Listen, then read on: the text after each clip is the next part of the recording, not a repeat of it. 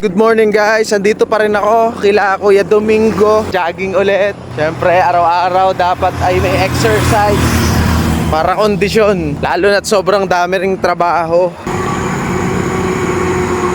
A few moments later. May lakad na sana ako ngayon, next content creator pang 10, kaya lang nagkaroon ng adjustment.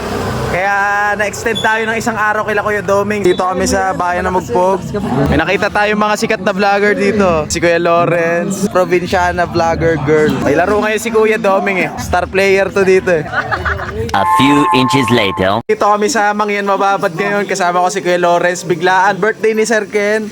Ayan, kapitbahay lang nila yung Caribon Sisters. Ayan, si Ate Jeline. Tama si Ate Jen. Ayan, papunta kami doon. Guys, nandito kami kay Kuya Sir Ken. Birthday niya ngayon. Happy birthday po. Magandang gabi po sa inyo lahat. Ako po si Sir Ken. Shoutout nga pala kay Aded Gaderick. Hindi ka po marinig. Katlang po ako sa iyo. Kasunod, paparong pa rin ako. Imbitahan mo lang ako. Guys, alas 12 ng gabi. May service sila kay Domi. Talagang walang oras tong negosyo nila eh. Papunta kami ngayon ng Buwak Hospital. Ayan.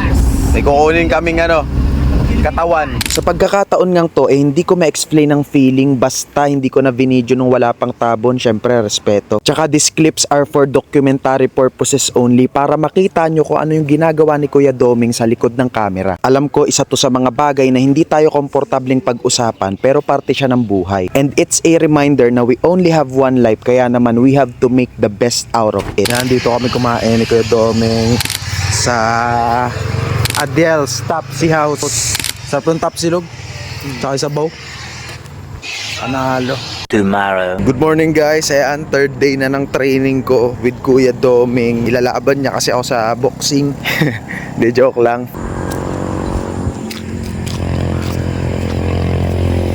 Go na ako mamaya sa pang 10 content creator na makakakolab natin. Sakto, di ba kagabi may kinuha kaming sa ospital. Sa Laon ang Dalanon. At dun yung pang 10 content creator na pupuntahan natin. Bago nga ako pumunta sa pang 10 content creator, sakto nakita ko rin yung isa pang part ng trabaho ni Kuya Doming sa Funeraria Kalupig. Siya rin ang gumagawa niyan. Talagang hands-on si Kuya Doming pagdating sa negosyo nila.